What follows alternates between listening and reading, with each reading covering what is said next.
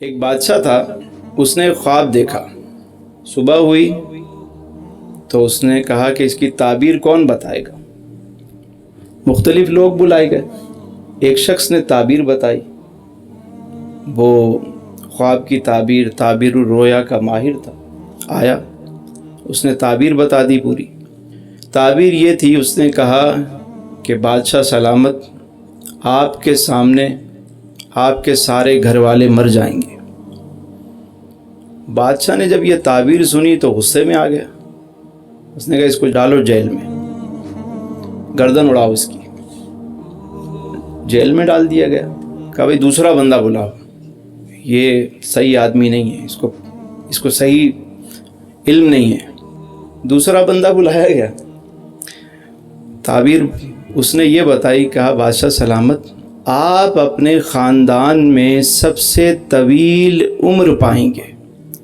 بادشاہ خوش ہو گیا، کہا واہ جی واہ، انعام دو، ہیرے جواہرات سب چیزیں، واہ واہ، خوش کر دیا بھائی، یہ ہوتی ہے تعبیر۔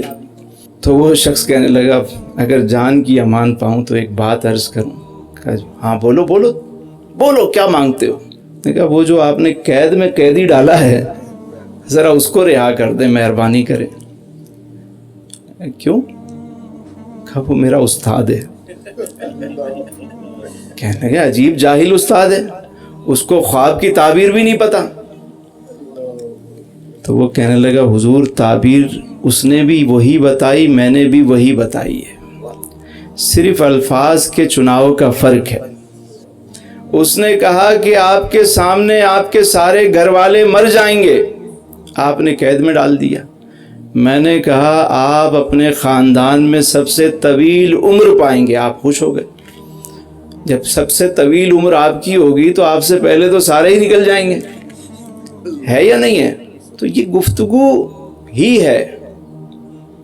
آپ جو بات کرنا چاہتے ہیں اس کو احسن انداز میں بیان کریں۔